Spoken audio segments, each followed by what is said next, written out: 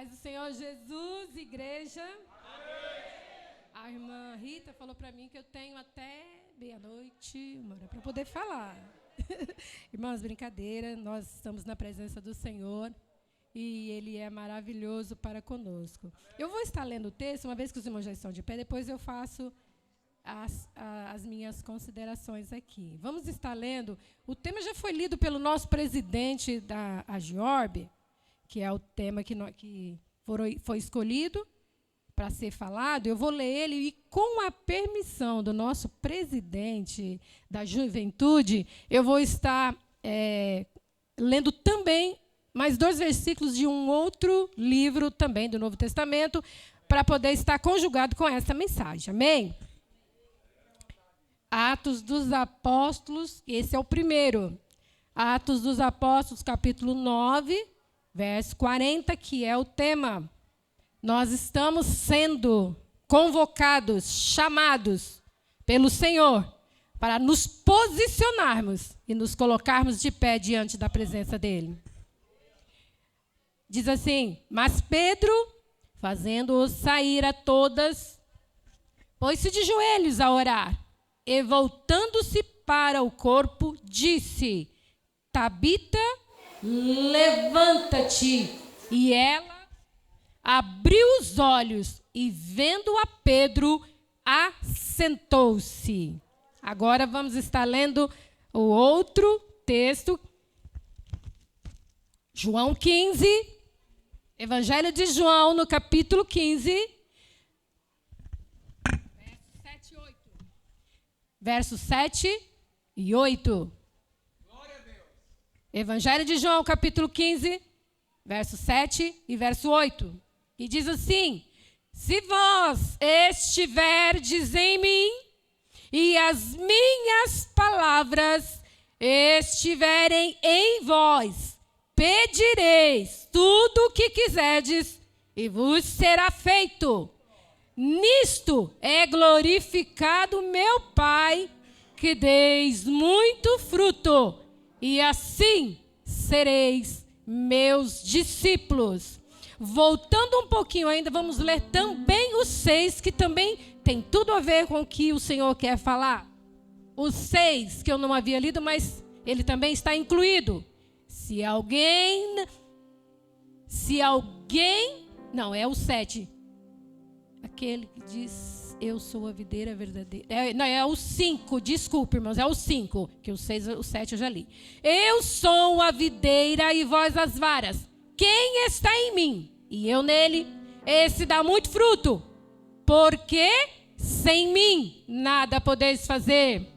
Repete comigo: porque sem mim nada podeis fazer. De novo. Sentemos adorando e bendizendo o nome santo do Senhor.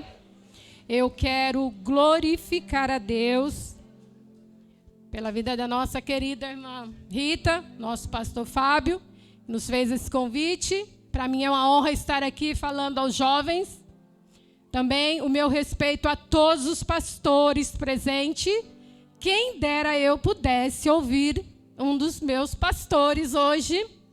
E não é nada fácil a gente falar a palavra diante de homens, né? Homens que o Senhor levantou na terra para apacentar as ovelhas, e o Senhor permitiu que esta pequena ovelha aqui fosse trazer a palavra. Então, meu respeito a todos os pastores, o nosso presidente da sucursal Bahia, nosso presidente da AGIORB, com todas as suas diretorias. Eu louvo a Deus pela vida de todos vocês. E louvo a Deus também pela vida da juventude. Tem jovem aí?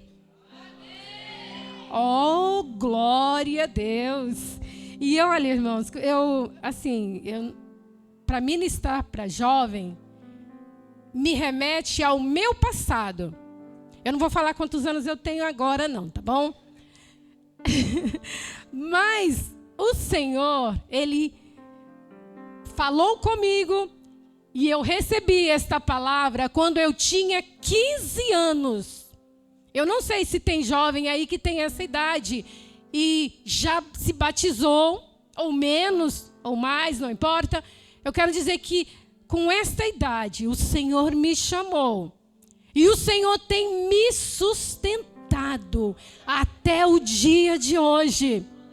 Então, jovem, permaneça na presença do Senhor. Porque, às vezes, o jovem tem tantos questionamentos. Como o jovem tem questionamentos na mente em relação à questão do profissionalismo, o que ele vai ser, o que vai estudar, qual é a profissão a escolher. E mesmo dentro da igreja, o jovem ele é sempre muito bombardeado por tantas informações. Como o jovem sofre com as informações recebidas e com muito mais razão na nossa atualidade. E aí o jovem fica perguntando, como é que eu vou conseguir ficar firme? Como é que eu vou conseguir me manter de pé, como o texto está dizendo, como é o nosso tema aí, levantai-vos. Como que eu vou estar de pé diante do meu Deus? Como é que eu vou cumprir o ID? Como é que eu vou dar testemunho lá na escola, na faculdade, aonde, no trabalho? Uma vez que o jovem, ele sofre muitas pressões. Mas eu quero dizer para você, jovem, é privilégio estar na presença de Deus. E eu fui essa jovem que passei por todos estes momentos que hoje vocês passam. Passei por todas essas pressões de ser testemunha de Jesus. Eu acredito que hoje é um pouquinho pior. Porque as informações, redes sociais, não é verdade? O ser, o ter, o aparecer. Quantas personagens aparecem nas redes sociais que se chamam influencer, tentando influenciar a mente, comportamento. O jovem ele é forçado e influenciado por estes comportamentos. Maioria deles antibíblico, anti-palavra de Deus, contrário a tudo que a palavra do Senhor diz. E aí o jovem fica com a sua mente cheia de tantas coisas e pergunta, como é que eu vou conseguir isso? Como é que eu vou conseguir me manter firme na igreja? Como é que eu vou conseguir dar testemunho? Como é que eu vou conseguir chegar lá fora e falar para todo mundo, eu sou crente? E aí vai ser motivo de riso. Você é Bíblia, você...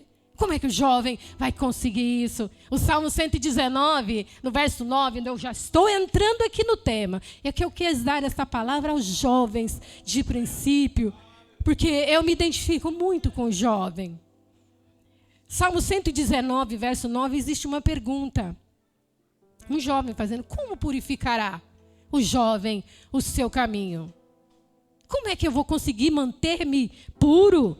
Como é que eu vou seguir os padrões de santidade que a Bíblia Sagrada, que é regra de fé e prática de todos nós, me pede? Como é que eu vou conseguir tudo isso, levando-se em conta todas essas pressões que eu sofro em todos os lados da minha vida? Mas o próprio texto, ele te dá essa resposta. Coloque os teus caminhos comparados com o que a Bíblia diz que você tem que fazer. Como purificará o mancebo? Observando conforme a tua palavra. E o Salmo ainda diz mais, a tua palavra eu escondi no meu coração para não pecar contra ti. Então é a palavra, é estar na palavra que nós vamos poder nos manter firme. Pois bem, entrando agora aqui no texto que me foi dado, Atos 8, 40, ele fala a respeito de uma moça. Aqui, esse levantar-se aqui era literalmente levantar-se do túmulo. Porque ela havia morrido. Aquela moça de testemunho, que um dia fez grandes obras, ela frutificou grandemente no local onde ela vivia. Aquela moça morre. E interessante é que os versos em relação a ele... Obrigada, Deus abençoe. Os versos anteriores, ele diz... Olha aqui o que diz aqui. Eu tenho vários textos abertos aqui, mas eu acho. Os anteriores, ele diz que naqueles dias ela se enfermou e morreu. E como Lida, que era a cidade onde essa moça morava, era perto de Jope, ouvindo os discípulos que Pedro estava ali, lhe mandaram alguns varões. E aí, vamos parar um pouco aqui agora também. Como eu disse, eu li o Evangelho de João, no capítulo 15. Alguém pode dizer o que esse texto tem a ver com o outro texto? Tudo a ver. Tudo a ver. Porque no capítulo 15, no capítulo 14, no capítulo 13, são as instruções de Jesus nos seus últimos momentos na terra, onde ele dava instruções aos seus discípulos como eles iriam proceder.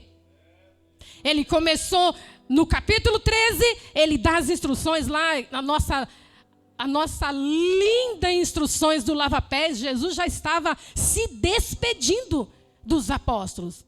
Ali ele dá as instruções do lava-pés, que nós praticamos como doutrina, e é a nossa doutrina de regra de fé e prática. Os discípulos aprenderam aquilo ali, Jesus continua ensinando esta parte. Logo a seguir o Senhor vem dizendo que haveria um traidor, que haveria de trair. Tudo isso Jesus dando instruções aos discípulos.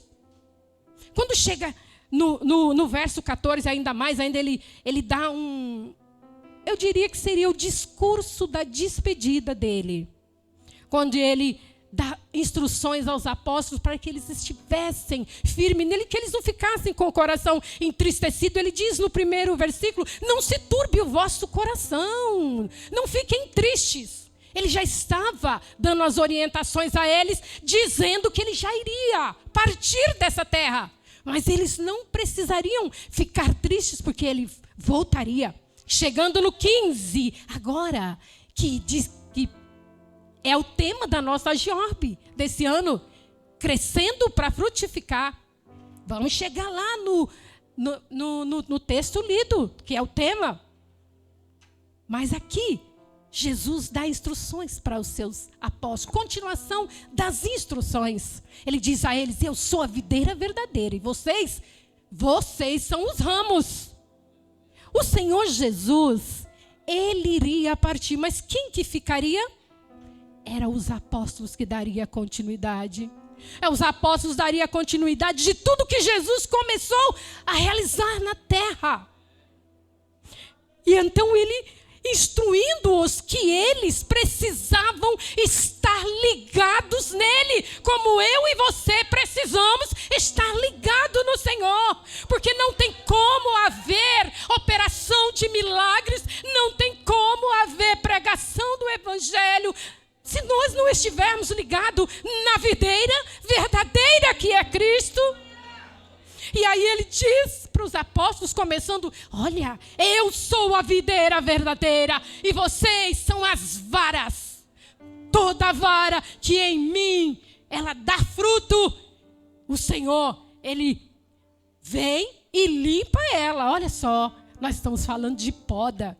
Quantas vezes eu e você somos podados? Nós vamos precisar para estar de pé, para nos levantarmos, para realizar as grandes obras que o Senhor quer realizar. Nós precisamos ser podados pelo Senhor. Como eu disse, esse texto tem tudo a ver com o texto do tema, para que o apóstolo Pedro pudesse realizar aquele grande milagre de ressuscitar aquela jovem, aquela moça que muito trabalhou. Então ele precisava estar ligado nessa videira. E o verso que eu li, que é o 5, eu sou a videira. E vocês, eu e você, nós somos vara. Já viu uma vara sozinha dar algum fruto? Jogada, quando ela cai da árvore, ali ela morre. Ela não tem condições de frutificar, ela não tem condições de dar nenhum fruto. Por isso Jesus disse: eu sou a videira verdadeira e vocês são as varas. Quem está em mim e eu nele, tem que estar em Jesus. Jovens, é estar em Jesus. E como é que eu vou estar em Jesus? A Bíblia diz assim, olha só, um verso antes também aqui diz assim, ó. Aquele que tem os meus mandamentos e os guarda, este é o que me ama. Você precisa amar Jesus primeiro para estar nele. Já o recebeu, não recebeu? Um dia alguém fez um apelo para você, para mim. Nós ouvimos a palavra, levantamos a nossa mão, aceitando Jesus. A partir daquele momento começa o processo de um aprofundamento de um relacionamento entre Jesus e você. Mas tem algo aqui que ele diz que se isso acontecer na nossa vida, como é que nós vamos nos manter de pé? Como é que nós vamos realizar a grande obra que o Senhor colocou nas nossas mãos? Se alguém não estiver em mim, será lançado fora, e como a vara secará. Então precisamos tomar cuidado com a nossa vida espiritual, para não desligarmos desta videira, estarmos enxertados nela. E aí, para realizar aqueles milagres que nós vemos, que nós acabamos de ler, que ele diz assim: se vós estiverdes em mim, e as minhas palavras estiverem em vós, é condicional, irmãos. Não é de qualquer maneira. Tem uma condição aí. Hoje nós vemos muitas falácias. Deus está aqui, vamos fazer. Mas a palavra de Deus diz para mim e para você que para fazermos qualquer obra, precisamos estar nele. É condicional. Tem tanta gente pedindo tanta coisa para Deus, e nós temos que pedir mesmo, porque a oração é o elo de comunicação entre nós e o nosso Deus. Nós temos que orar, temos que buscar, temos que falar com Deus a todo instante. Mas o texto me garante que as palavras do Senhor precisam estar enraizadas em nosso coração. Eu estava ouvindo os louvores que estavam cantando aqui. 2 louvores me chamaram a atenção. Um da coreografia. Os jovens cantaram aqui que eu não quero apenas cantar da boca para fora. Não somente da boca para fora. A outra cantou assim: eu não quero que em mim, que dentro de mim esteja algo que eu não... algo assim que ele diz assim, que eu não fale apenas, que sejam apenas palavras, mas que dentro de mim seja outra coisa. É mais ou menos isso que o louvor dizia. Porque muitas vezes nós falamos, mas não vivemos. E para nós vivermos, esta palavra precisa verdadeiramente estar em nós. O nosso Deus, Ele procura os verdadeiros adoradores que adoram o Pai em espírito e em verdade. Nós recitamos isso, essa palavra, ela está nos nossos lábios, assim, nós conhecemos isso de cor. Que nós precisamos adorar ao Senhor em espírito e em verdade. Mas isso é uma busca constante. Uma busca constante em nossas vidas. O nome de Deus, ele precisa ser glorificado através dos meus frutos e dos seus. Vou chegar lá na história de Dorcas, mas antes nós precisamos rememorar isto, que nós precisamos frutificar, mas nós precisamos nos preocupar em ter um relacionamento de profundidade com Deus. Relacionamento de profundidade e não de superficialidade. Quando é que a gente tem um relacionamento de superficialidade? Tanto faz. Se eu oro só na igreja, só quando está aqui, ler a Bíblia só quando está aqui, mas e no seu dia a dia, no meu dia a dia, no meu cotidiano, sempre. Eu tenho esse relacionamento com Deus continuamente. O Senhor procura isso em nós, porque Ele diz: se vós estiverdes em mim e as minhas palavras estiverem em vós, aí vocês vão pedir tudo o que quiserdes e será feito por meu Pai. Existe uma condição, como eu disse. E também, em tudo isso, o nome do Senhor é glorificado quando eu e você, nós damos frutos verdadeiros. Frutos que adoram e exaltam o nome do Senhor. Frutos pode ser o seu testemunho cristão diário na sua casa, na sua escola. Frutos podem ser a pregação do Evangelho, ganhar almas para o Senhor. Tudo isso faz parte de nós frutificarmos diante do nosso Deus. E isso exalta e glorifica o nome do Senhor. E aí nós chegamos aqui, onde Pedro é convidado para orar por esta jovem, que já estava morta. O tema aqui é levanta-te. O texto que lemos, ele está falando para a moça se levantar no âmbito físico, porque ela havia morrido. Mas o Senhor, Ele está nos convocando e nos chamando para nós levantarmos em meio a essa geração perversa, em meio a essa geração corrompida, em meio a essa geração que não conhece a Deus, mas que conhecerá através de você, jovem, dos pastores e de todos que estão aqui. Vê como isso é sério. A humanidade não conhece a Deus como você conhece, mas Ele conhecerá através do teu testemunho e do meu. O nosso testemunho fala de quem é Deus na nossa vida. Como eu digo que amo a Deus e não obedeço a sua palavra? O Evangelho de João, capítulo 14, diz isso aqui, olha. Eu não posso dizer que amo a Deus, colocar versinhos, eu amo Jesus, mas se a minha vida não fala isso. Aquele que tem os meus mandamentos e os guarda, esse sim é o que me ama. E aquele que me ama será amado de meu Pai. Eu amarei e me manifestarei a Ele.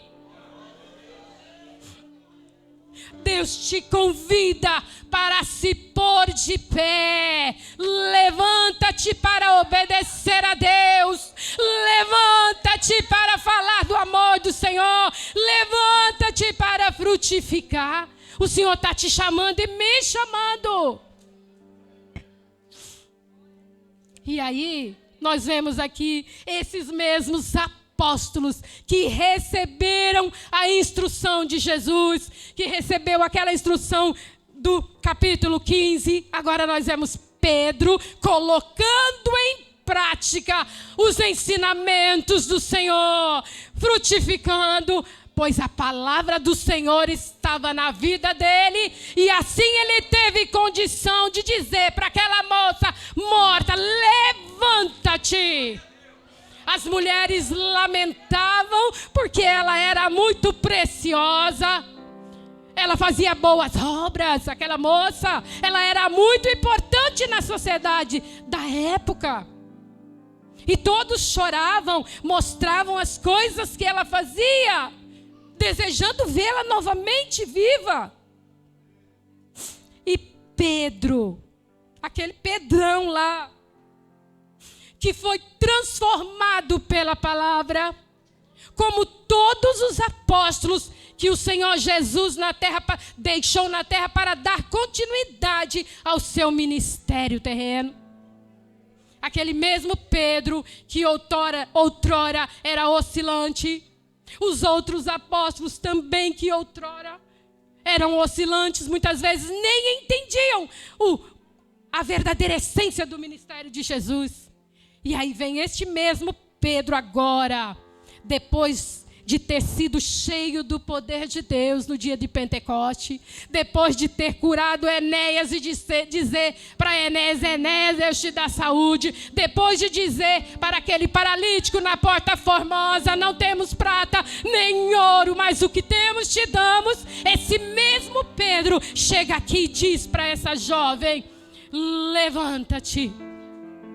E ela abriu os olhos e vendo Pedro, assentou-se. Aleluia. Como eu disse para os irmãos, o levantar-se aqui, nesse texto, ele é para levantar-se do túmulo, pois ela estava morta fisicamente. Mas e nós? Como é que está a nossa condição diante de Deus? A Bíblia diz assim que outrora nós éramos mortos em nossos pecados. Mas Ele nos vivificou. Ele nos salvou. Ele nos transformou. E assim pudemos levantar após o batismo como uma nova criatura. Então, como está a sua vida espiritual com Deus e a minha? Qual é o meu posicionamento diante de Deus? O Senhor está me chamando e te chamando para nos levantarmos. Mas não nos levantarmos em dúvida, capengando. Eu não sei o que vai ser. Eu vou para a igreja hoje, mas eu vou só por ir. Eu vou, mas esse é meu último culto. Eu não sei nem se eu vou mais. O Senhor está nos chamando para nos levantar. O Senhor não trouxe todos nós de nossas cidades, muitos de longe, outros aqui de perto, mas nós não viemos aqui apenas para esse congresso, apenas para nos reunir, quero dizer, que nós viemos para o congresso, mas nós não viemos apenas para ver uns aos outros. Nós viemos aqui porque o Senhor nos trouxe para trabalhar o nosso interior, para mudar a nossa história, para mudar os nossos caminhos diante dEle, para que aquele que andava fraquejando não fraqueje mais, se levante diante de Deus. Para aquele que estava em dúvida, eu não sei se vou, não sei se faço, se levante diante do seu Deus e diga: eis-me aqui, Senhor. Eu quero trabalhar para ti. Eis-me aqui, Senhor. Eu quero ser essa testemunha. Eis-me aqui, Senhor. Eu quero, de alguma forma, falar para esse mundo que tem solução. Você precisa se levantar diante do seu Deus, caso esteja prostrado.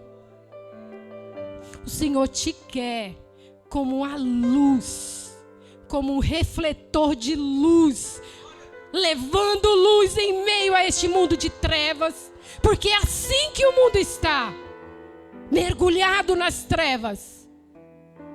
Mas Deus quer eu e você, de pé, nos levantarmos como sentinela, aquele que está pronto para dizer sim para o Senhor.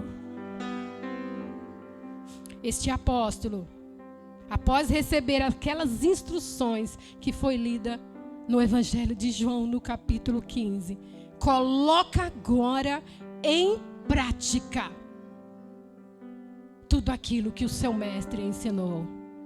Deus chama a mim e a você para colocarmos em prática agora. Você conhece a palavra? Conhece as instruções do seu mestre?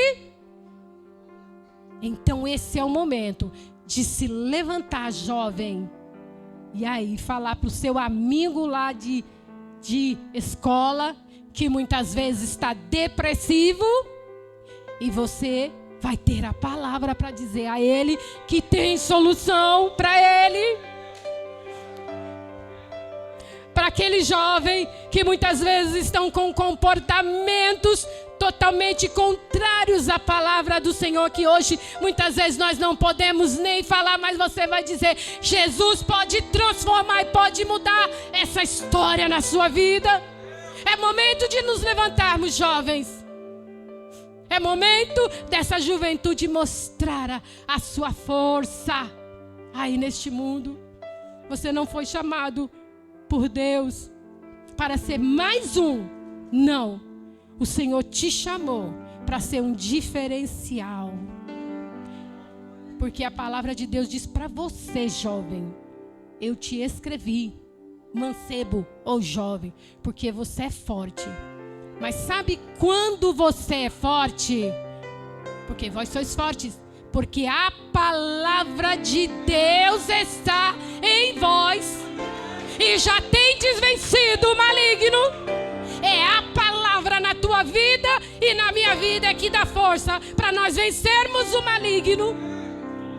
Sujeite a Deus. Sujeite a palavra de Deus. E o adversário foge.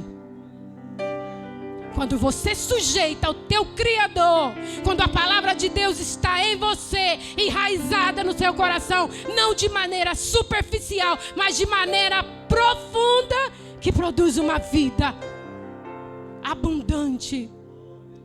E aí então, aquelas obras antigas já não existem mais.